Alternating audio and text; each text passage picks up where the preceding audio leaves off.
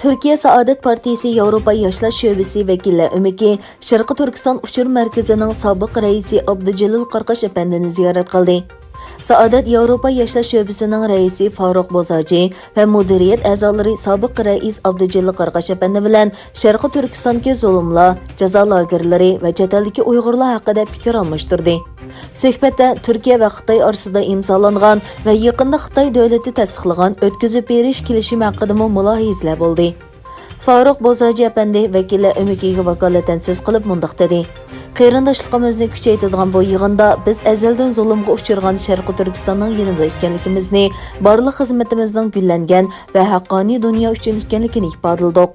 Biz Abdujalil Qarqash apandining sohibxonligiga rahmat etamiz."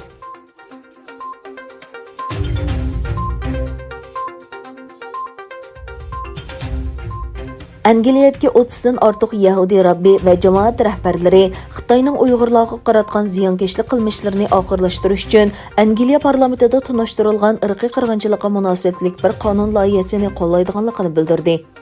Savdo qonunining tuzatish kirgizib tunishtirilgan nusxasi Angliya sud mahkamalariga Xitoyning Uyg'urlar ustidan irqiy qirg'inchilik jinoyati sodir qilgan yoki qilmaganligi ustidan hukm chiqarish huquqi bergandan sirt, Angliya tarafni savdo prinsipiga xiloflik qilgan yoki majburiy emgak ishlatgan shirkatlar bilan bo'lgan savdo to'xtamlarini bekor qilish imtiyozi bilan ta'min etadigan.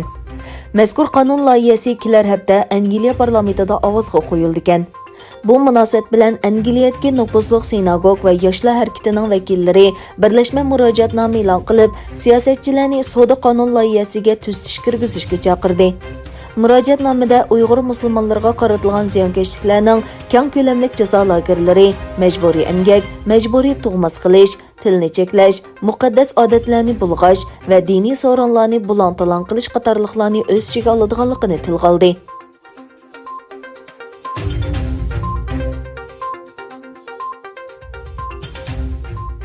Xitoy Tashqi ishlar ministrligi Hong Kong va Tayvanda nachar rol o'ynagan Amerika amaldorlariga jazo yurgizishni qaror qilganligini e'lon qildi.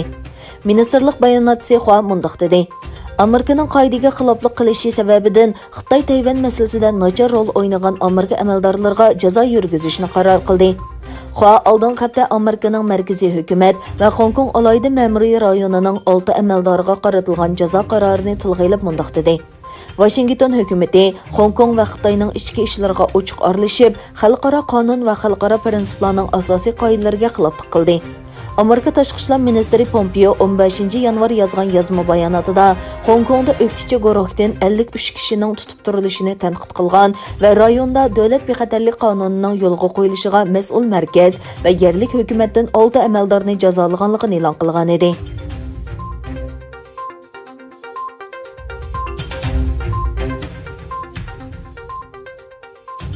Xitoy iqtisodining o'tgan yili %2.3 oshganligi e'lon qilindi. Garchi bu son tahlilchilarning mo'ljaridan ozroq oshgan bo'lsa-mu, lekin bu Xitoyning yaqinqi 40 yildan buyangi eng tuvan ish sur'ati ekan. Bloomberg raisinash elib borgan iqtisodshunoslar Xitoy iqtisodining ishining oldingi faslda %6.2, 2020-yilda bo'lsa %2.1 bo'ladiganligini mo'ljallangan.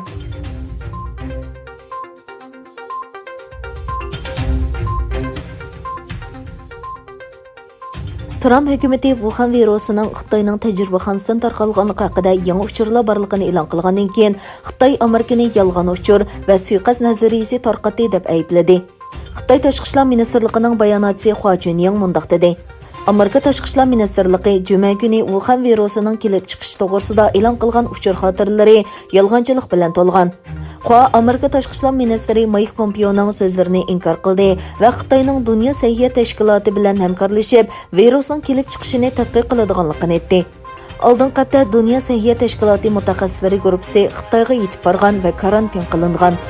Amerika Davlat ishlari mahkamasi 2019-yil kuzda Wuhan virus tadqiqot o'rnidagi tadqiqotchilarning koronavirusi sababidan kasal bo'lib qolganligiga oid yangi paketlarning borligini aytgan edi.